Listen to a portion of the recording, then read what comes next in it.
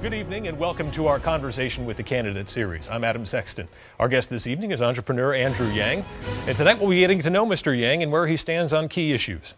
At the start of our show, I'll be asking the candidate some questions. And then after a break, we'll have our studio audience ask their questions in a town hall format. But before we begin, let's take a quick look at the candidate's biography.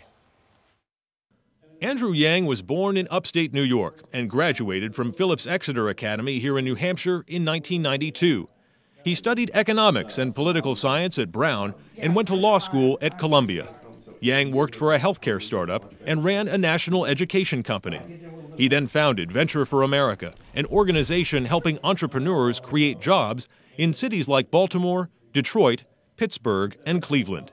President Obama named him a presidential ambassador for global entrepreneurship in 2015.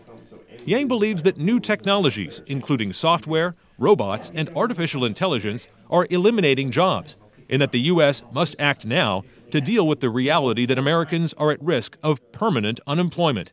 One of his solutions? Implementing a universal basic income that would go to every American over the age of 18. Yang is married and has 2 children. Andrew Yang, thanks for joining us on Conversation with the Candidate. It's great to be here. Thanks for having me, Adam. So you're an entrepreneur at heart and a businessman. Most times when we see businessmen running for president, it tends to be at the end of their careers, and you're still relatively young. How would you transpose this entrepreneurship ideal that you embody into the White House?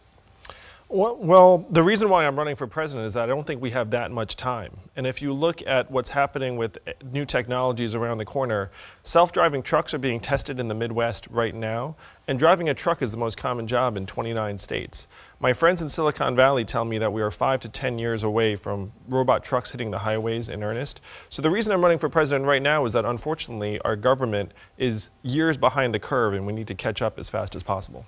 How does this idea of a universal basic income work?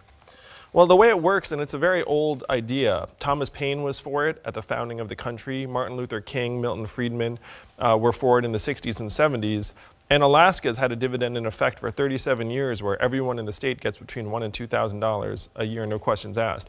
And that's the way the freedom dividend would work. Every adult, starting at age 18, would get $1,000 a month free and clear to do whatever he or she wants.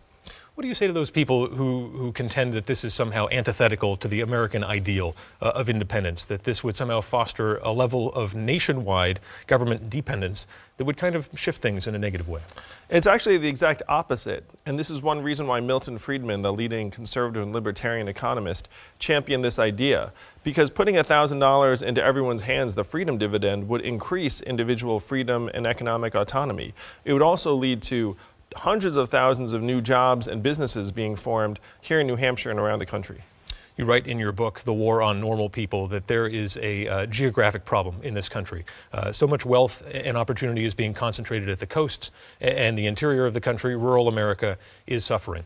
What can you do beyond the universal basic income to reverse that trend, which seems to be beyond touching or fixing at this point? Yeah, and that's really why I'm running for president, Adam, because if you look around us, 30% of Main Street stores, particularly in rural areas, are closing because Amazon is sucking up $20 billion in commerce every year. And so looking into it, the freedom dividend is the most effective and powerful way we can get resources into the hands of rural Americans in northern New Hampshire and around the country. These ideas have brought you a lot of attention, and deservedly so, because they're bold. But once you get past that point, how do you begin to compete with the more politically experienced people in this race, your Bernie Sanderses, your Kamala Harrises of the world? Well, I'm very happy to say that my campaigns raised almost $500,000 in the last 2 weeks alone from tens of thousands of Americans around the country who've woken up to the reality that we are a democracy and there's nothing stopping us from declaring a dividend that would benefit families and children and people right here in New Hampshire in their day-to-day working lives. Do you have any role models in politics? Since you're just getting into it, you've been in business this whole time. Who do you follow as a role model?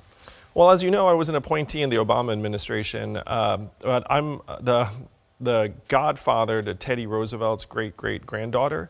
And Teddy Roosevelt was a big political hero of mine, even before my friend reached out and asked me to take on that role.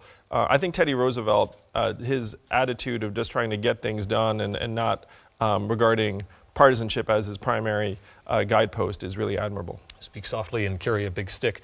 One thing, you know, I think not a lot of people talk about this, but your candidacy is historic. You're the first Asian American man to run for president, and you don't make a big deal of this. But what does it mean to you to be able to break down that barrier?